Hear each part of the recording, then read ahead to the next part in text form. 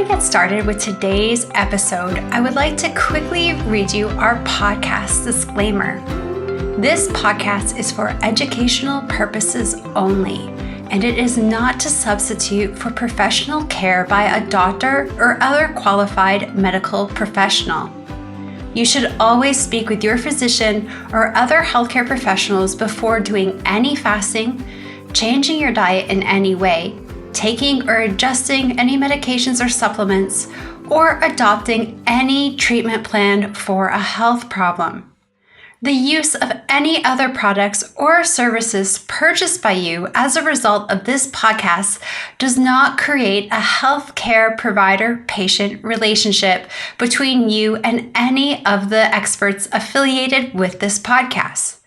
Any information and statements regarding dietary supplements have not been evaluated by the Food and Drug Administration and are not intended to diagnose, treat, cure, or prevent any disease.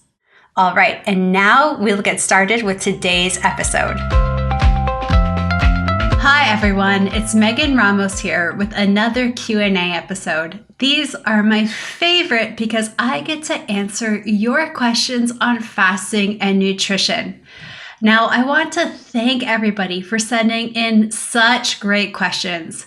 We received a lot of them and they're all amazing. We want to make sure we have the opportunity to answer as many of them as possible. So for right now, as we work through the backlog, we're not currently accepting new questions. We're trying to answer the most popular questions first and also ones that are relevant to the current time. So for example, we are heading into summer and holidays, travel. So we're going to be talking about some topics related to that. But we promise we will work through them, everyone. And we so appreciate your patience. I also do want to give myself a tiny plug. I've got a book coming out called The Essential Guide to Women and Fasting. It is going to be available next Tuesday, June the 6th, in North America, the UK, Australia, and through other outlets across the world. Now, I'm getting a ton of questions about different languages and Audible. We are not quite sure yet what other languages it will be published in. Right now, it's only going to be published in English, but we are keeping track of the requests and letting the publisher know. They have to work with other publishers across the world to translate it into other languages, so it takes time. Even the Obesity Code by Dr. Jason Fung is still actively being translated into more and more languages after all of these years. So hang in there with us. As for Audible, will it be available in Audible? I really hope so. I am a new author. This is my first solo book. Yes, I know I've co-authored Life in the Fasting Lane, but as a new author, it is a risky investment from my publisher to do an Audible version. They're expensive, very time consuming. So they want to see what the demand is and how well the book does. And if it does great, then we will definitely get an Audible form down the road. So right now, my friends, you'll only be able to get it in print edition. So hang in there with us. Keep letting us know. We will definitely let our publishers know what the demand is and hopefully get it to be as accessible as possible for listeners. Now, we dedicated a whole podcast a while ago to this book. So if you have questions about this book, how it differs from Dr. Jason Fung's book, my previous book, Life in the Fasting Lane, and other pieces of literature on women and fasting, I encourage you to go back and listen to our podcast episode number 77. My co-hosts, Dr. Terry Lance and Dr. Nadia Pataguana, interviewed me on the book and we covered all of these particular topics. So check it out. And of course, let us know on social media if you have any additional questions. Now I'm going to get started answering your questions about fasting. The first one is actually a question that came into our inbox a lot, but is being actively discussed on many fasting platforms right now. Is it okay to have some form of solid food when I fast? Now, this particular question was referencing pickles, but recently I've seen people ask about things like olives and different forms of protein when they're fasting. Now, the bottom line is anything we consume on our fasting day outside of water does temporarily take us out of the fasting state. So if there is some type of caloric consumption, our body will fuel off of those calories rather than our body fat calories that we want it to fuel off of. And it's important to note that even once we start our fast, it does take several hours before we even start to transition into burning our own body fat. This is because we've got to use up the energy provided by the food that we consumed in our last meal or our last day of eating. A lot of people with insulin resistance don't actively start to burn body fat until around the 24-hour mark. That's why so many people with metabolic syndrome do fast for a minimum of 24 hours a few times a week in order to achieve weight loss. So you do have to be conscious and think about what it is that you're having and how long you're fasting for and sort of what the reward and risk benefit is. So we do this risk analysis when I'm working with coaching clients or people in the community about what can you have or can't have during a fast. Generally, the shorter your fast is, the more close to water, herbal teas, black tea, black coffee you should adhere to. The longer the fast is, the less problematic having a bit of fasting aids is going to be. So in general, when people are doing the therapeutic intermittent fasts, 24, 36, 42, 48, those popular protocols you hear us talking about so much, it's okay to have some coffee, some tea, a cup of broth, a little bit of fat in your tea or coffee if you really need it. Sometimes people don't like fat in their tea or coffee, so they'll just take a little bit, like a teaspoon or tablespoon here and there. That's generally okay, but you do need to be mindful during those shorter fasts. Now, sometimes when people are doing longer fasts, let's say 5 days, for example, and if they find on day 3, when it can be that really tough transition day during extended fasting, if they have something that's super salty concentrated, like a dill pickle, it often gives them a really big boost. So let's take a look at this 5-day fast. They've made it, 66 hours into the 5-day fast. A ton of truly deep fasting is happening at this point. If they have something like a dill pickle that rehydrates them, it's really going to only take them out of the fasted state for, less than an hour. It's almost negligible. Pickles are essentially solid water for the most part. So it's less than an hour, but they get this great boost. And if it makes them feel so much better, that then they go on and they fast for like another 48, 50 plus hours of the fast, and they reach their goal of 5 days, then it's so worthwhile to have it. The return on investment is significant. So they've gotten in a significant amount of fasting before, they're getting in a significant amount of fasting afterwards. I think that it's okay. Now, sometimes people don't like pickles. Dill pickles are my preferred thing if you need this, because you should be taking it for the sodium hit. And I do understand they're pretty concentrated. They can definitely help someone feel pretty good when they're not in the best shape.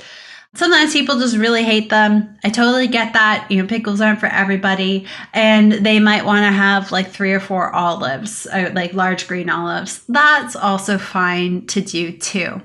I wouldn't really get into like more heavy protein. Every now and then, a client will tell me they have a sliver, it's like a quarter of an inch thick of avocado instead with a bit of salt on it. That's fine. Sometimes taking in a bit of fat along with the salt helps our bodies absorb and retain the salt better.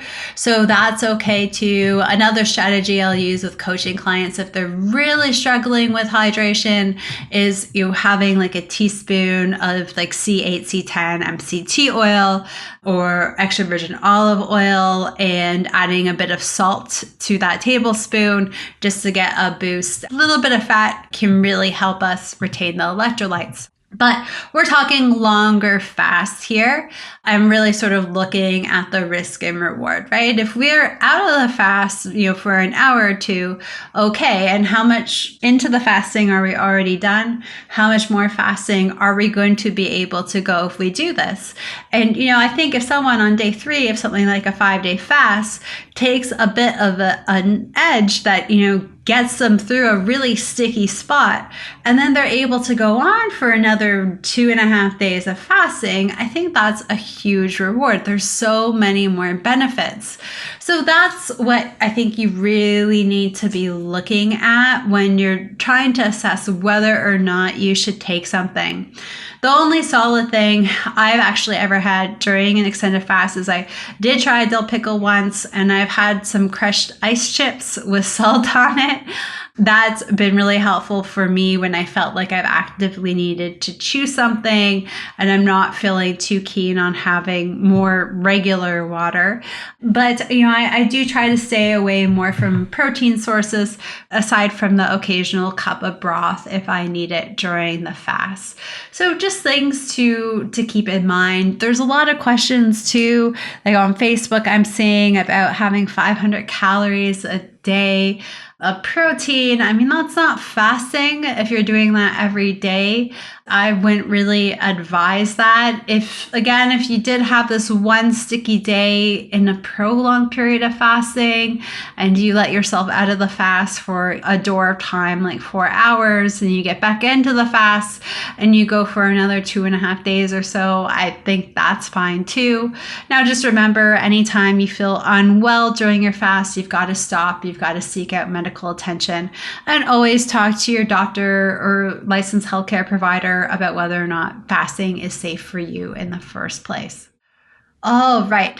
The next question is there a relationship between body temperature and glucose levels? So this question is actually a few questions we received combined. So the questions that we received were, I take a hot shower, my blood glucose levels go up. I get into the hot tub or jacuzzi and I see my blood sugar rise on my Dexcom CGM. I do physical activity, my blood sugar levels go up.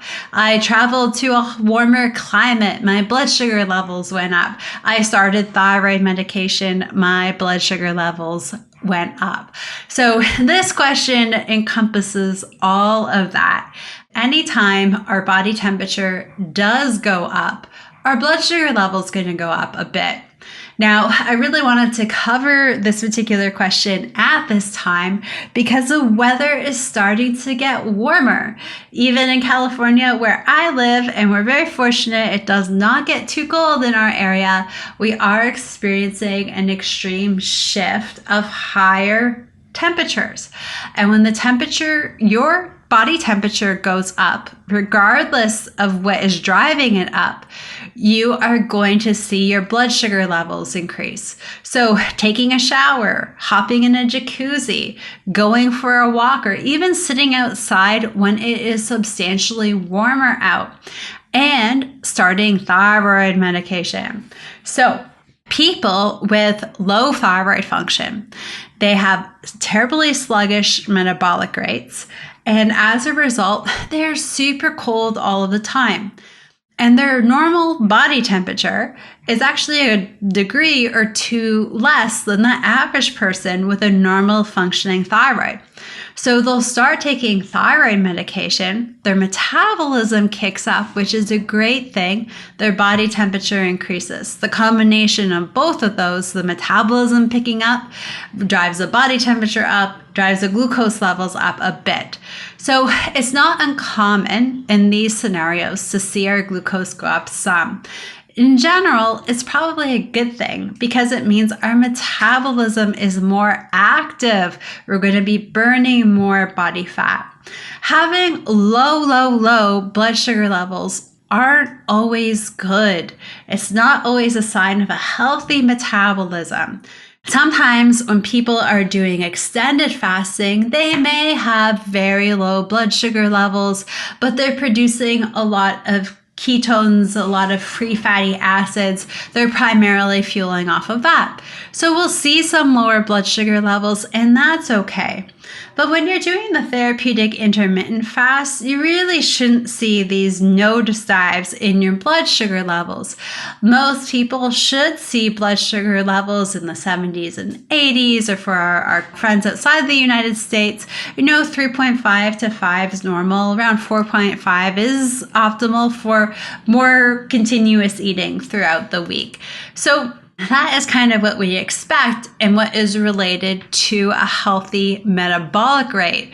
So we don't want to have these obscenely low blood sugar levels because it's a sign of a really slow metabolic rate. Heat raises metabolic rate. We see slightly higher blood sugar levels. Now, I was actually telling a client of mine this morning who's experiencing this herself. She's seen her blood sugar levels increase on average about 8 milligrams per deciliter, half a millimole per liter, with a very sudden shift in warmer days. And this is exactly what we saw in our clinic in Toronto. You can go from very cold temperatures to very hot and humid temperatures in the summertime. We start to see some nice hot days coming in May and continuing through October, and some good seasons. And usually from May to the end of June, we do see these blood glucose levels that are a little bit higher than normal. So, anywhere from about 8 or 9 to about 18, 20 points higher, or half a millimole to a full millimole higher. And then usually by July or August, things tend to settle down and the glucose comes down a bit and it stays down for the rest of the summer. So sometimes our bodies just need to acclimate as well to the change in temperature. When we do something like have a hot shower, sit in the hot tub, it's only short term. When we have seasonal changes, it's long term. So our bodies will acclimate. So it's not going to last for the whole summer, but it's to be expected. It's to be expected every year. This pregnant lady is wearing a CGM because I'm so fascinated at the changes and the lowering in my own blood sugar level as a pregnant lady. It's definitely gone down and it was already pretty low to begin with, but that is a side effect of pregnancy. But even with the warmer temperatures here, I'm seeing it go back up to more of my normal glucose levels. So it's just super fascinating, and it happens to even the most insulin sensitive people out there as well. So nothing is wrong, everyone. This is normal. Body temperature goes up, metabolism goes up, glucose goes up a bit.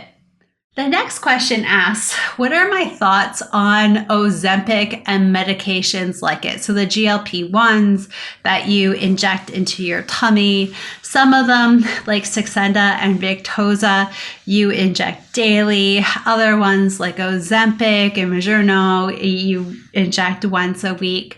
What are our thoughts on this? Well, we definitely prescribed it in the clinic. Some people experience severe nausea in response to it, but most people found that it just cut the edge on their appetite a little bit. It made it just a little bit easier for them to fast. In general, though, it proved to be pretty decent at lowering blood sugar levels. I've told so many of our Fasting Method community members this. At the start of COVID, it was super scary for a lot of people. The whole world suddenly locked down. A lot of people were leaning into food because their whole lives had been turned upside down. And my own father struggled a bit with this. He had been doing such a great job with fasting and nutrition, was not on any medications for blood sugar, even seeing some really good numbers. But my dad, like so many people out there, really struggled during lockdown, and he's in Canada, and lockdown there was super intense compared to a lot of places in North America and the rest of the world. So his blood sugar levels did go up. And Jason spoke to me and said, hey, your dad probably could benefit from something till we kind of navigate, what COVID is going to look like for everyone and what it's going to look like long term. And so he has a chance to adapt. But would you want me to give him in the meantime? And I told Jason, just give him Ozempic. He only has to take it once a week. People don't seem to be as nauseous on it as the daily injectables like Victoza. And I do think it's good at lowering his blood sugar level. Based on all my clinical experience, I saw it take the edge off of appetite for some people. So I thought it might help with him for that. And then, of course, we all acclimated to what was the new normal at the time. And he got back into his fasting and eating routine and didn't need the medication long term. So that was the boat so many people were in. And that was my own professional recommendation, to his doctor when it was time for him to need something. That was my preference. Have I seen it be a miracle drug? Absolutely not. If I had a quarter for every time throughout the day I heard someone tell me that they must be the anomaly, that it's not been a miracle for them, they've not lost weight on it, they've not seen like crazy blood sugar level improvements on it. If I had a quarter, we would all be fasting on a Hawaiian island now to get together in a big free retreat. But that is just not the case. I have never seen it be a miracle for anybody. And I do have a couple of celebrity clients who the media has just branded as someone who's achieved their weight loss results from taking these injectables. And I can tell you they're not. It's just really kind of weird. You see people, you're envious of them and their success. They're working really hard behind the scenes. Some of them are even very vocal about fasting, one of them in particular, and ketogenic diet. But there's still thoughts out there about them taking these medications. So we've never, ever seen it show these groundbreaking results. You've got to do the fasting, you've got to do the eating and the lifestyle changes to really reverse the condition. Now, people who do take these medications, who find that it does give them a bit of an edge, and they are able to fast consistently and work on their diet and other lifestyle factors like reducing stress and improving physical activity, they experience great results. But I'll tell you, they don't experience that much better or faster rate of results than people who are just fasting consistently and working on the lifestyle factors. So I don't find that if you take these injectables, you're going to get a ton more results at a more rapid pace than if you're just doing these lifestyle interventions. I haven't seen that in our client population or in our patient population in Toronto, but there have been enough reports of it taking the edge off of their appetite. Some people don't notice it at all. And honestly, if there's behavioral or emotional changes like stress eating, emotional eating, working through trauma by leaning into foods, it does not matter. You need to work on those things. This is why Terry is the most busy person at the fasting method. You need to work on those things. There's no miracle drug or injectable. So that is my clinical observations from our fasting method population, my thoughts on it, sort of my personal thoughts on it with my father's case. So that is where I stand when it comes to these particular medications. Every now and then a client will ask me, and I'll say, of course, you got to listen to your doctor and their recommendations. But, I have seen it take the edge off for some people. If it doesn't take the edge off and your doctor doesn't say you need to continue it, then, it might not be worth it if you don't have the insurance coverage for it. All right. The next question is, what are your best tips for being successful with your fast during the summer months? A piece of advice that I gave to a client just this morning is get a paper calendar. Old school, everybody. Old school stuff here. Get a calendar. This is just dedicated to your eating and fasting schedule.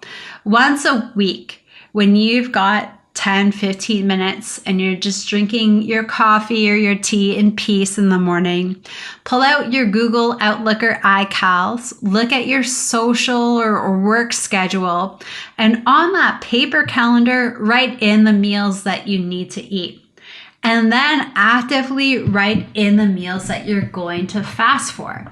So if you've got a Tuesday dinner with friends, but nothing on the Monday or the Tuesday into dinner, you could do a 42 and break your fast at lunch on Tuesday. Or you can do a 48, just depends on how your tummy responds to ending the fast. You could break your fast at dinner with your friend, but actively write it in the calendar. There's so much scientific data that shows when we use actual paper and pen and write, we make a strong commitment to ourselves to obtain those goals. So when we just are mentally thinking, I'm going to do, say 342s or 248s, and we get all these invitations in the summertime, it's not as easy to commit to that mental calendar as it is if we write it. So there's tons and tons of data. Like if you write out your goals or your plans, you're, so much more likely to follow through with them. Make the same commitment. I've done this. I did this from the start. I've always found that pen to paper connection really makes a strong commitment from myself. So I got one of those old school calendars. I got a little magnetic hook to hang it on the fridge, and that's just where it is. And in the summertime, when I'm compelled to eat later because the day's super long, with the sun being out now till like 9 or 10 p.m., or social things come up, or even if I'm just stressed and kind of want to stress eat, it's right there blocking me, reminding me of the commitment that I've made. So it's been a really great deterrent for me. I've used this countless times, thousands of times with clients over the years, and it makes a big difference. It sounds silly, but it really does solidify the commitment to the plan that you intend to do. So I highly recommend that as a summertime fasting strategy. As we've talked about quite a lot on this podcast and in our community, you can't always fit into a particular fasting box throughout the summertime. You might have to combine a whole list of different therapeutic fasts within 1 week to meet your goals. And that's okay. You don't have to stay in a box like 248s or 342s. You can absolutely mix it up to stay consistent. So that calendar will definitely help you make a commitment, but navigate the complexities of your schedule. A lot of the times with clients too, we even work on their schedule week by week around their busy work schedule and social and family commitments. Another thing with being successful in the summertime is trying to find beverages in the evening you can consume on the patio that don't break your fast. So here are 3 of my top ones for this particular time. If you're on your neighbor's patio, your back patio, a restaurant patio, this is what you can do. I always carry around packets of herbal teas. Now, I do have peak tea because I don't have any relationship with peak tea. Jason does, independent from the fasting method, but I just really like their product. I also like that they just come in packages that are powdered and easily stir into things, so I don't have to deal with the whole tea bag component. And they very, sort of quickly dissolve into the water and saturate the water with good flavor. So I'll carry around like hibiscus or mint, for example. And this way, if I'm at a restaurant, I can just pull it out of my bag and I can put it in any ice water or carbonated water that is being served. And I've got this fun, fruity, flavorful beverage. And like hibiscus tea is bright pink. I guess super fun in the summertime. And a lot of our friends or people that we are hanging out with, they don't even notice I'm not drinking a cocktail or wine with them. So hibiscus is definitely a go-to for me on my end. Great little packet. Even tastes super fun in carbonated water. I really enjoy it. Throw in some fresh lime juice and voila, you've got this really cool looking drink. Your friends think you're participating. You feel like you're having something special and you're absolutely maintaining the integrity of your fast. Now, another couple of things that you can find more readily available these days, one is hops water. So it's just carbonated water with organic hops in it. Now, do always check the label to make sure they don't have added sugar. Sometimes they do. More often than not, they don't. But hops water is great. We find it at tons of gastropubs and restaurants around here. My husband is a 34-year-old male who does not drink alcohol at all, but he does work out of the home with a bunch of people. They'll go out after work for some socializing and whatnot, and he can easily find hops water at most places as an alcohol-free alternative. He's drinking out of a can. It looks like what other people are having, and it's 100% fasting approved. Something else too that you can do is find a good shrub at a restaurant. So shrubs are essentially a little bit of fermented fruit in apple cider vinegar. And at restaurants, they'll often add like soda to it or juice and alcohol to make it very flavorful. What we do when we go out or when we travel is we just ask for no juice, no soda, no liquor. So we just get carbonated water and the shrub. And my husband's actually bought a lot of shrubs. You can buy them online. We can get them at artisan markets. And he has them at home and he'll have them in carbonated water when we have friends over and doesn't feel like he is missing out. And even as a pregnant lady, it is something that I can do. And it's totally, totally fasting friendly.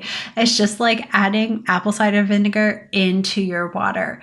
So these are great things to do. Liquid calories can come in really fast. In the summertime. They usually happen late at night. This is a problem for a lot of people. So leaning into some of these strategies can really help you stick to your plan. Question number 5, do I need to eat ketogenically before starting a long fast? We've seen this question come in a variety of ways. Long fasts being someone going from 16 to 36 hours, or long fasts being someone going from 36 hours to 7 days of fasting. No, you don't need to eat ketogenically for a day, a weekend, a week before starting a long fast. In fact, a lot of the patients in our clinic didn't eat ketogenically. They just tried to eat less processed and refined foods, but not many of them were interested in a ketogenic dietary approach back in those days. And we had tremendous success with fasting and just a general real food forward approach with eating. So lots of therapeutic fasting, good non-snacking and time restricted eating, and real foods. And people had a tremendous amount of success. That was our patient demographic at the time. What I wouldn't recommend is coming off of a bit of a sugar processed food weekend or event, and then getting into a longer fast, especially an extended fast. The reason why is, when we consume a lot of refined and processed sugars and foods, we do retain a ton of water. We're going to lose that water very quickly when we get into a fast, and we can feel pretty dehydrated and awful.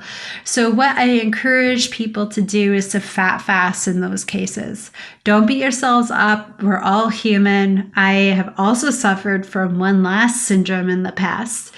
I know what it's like. So it's better to take 2 or 3 days and fat fast before doing a longer fast if you are coming off of a period of time or a day of not the best eating. If you've had a little bit of something, say a little bit of potato, you had a piece of bread at a restaurant, that is not going to throw you off substantially, and you can get back to your regular fasting routine. And the last question, does fasting help our bodies adjust to time zone changes? With a lot of people gearing up for travel, this is a common and hot topic these days.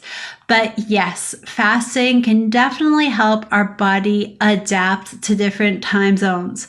In fact, when we eat largely dictates our circadian rhythm in the first place. And sometimes doing a bit of an extended fast can just make it easier to acclimate to changes in time zones, especially when you're traveling east many time zones. This is something I would often do, spend a lot of time in UK and Europe for work leading up to the pandemic. Not so much, everything's online now, but before then we would actually travel in person and have events. And I would do extended fasts. I would typically fast my travel day. Then once I get there at noon local time, I would have my biggest meal of the day. When we have our biggest meal of the day, it really can help set the tone of our circadian rhythm shifting. And our circadian rhythm does prefer to have that large meal at the lunchtime, midday. So I'll make sure that we do have a really good lunch midday. When we get there, that's how I'll break my fast. And it can really help just take the edge off of things and acclimate. Of course, there's different strategies too, like going to bed earlier, waking up earlier if you're traveling east, or vice versa if you're traveling west. That can be helpful. We will actually be traveling west. We'll be traveling west during this podcast release, actually, and starting to go to bed a little bit later and wake up a little bit later to help ourselves acclimate now.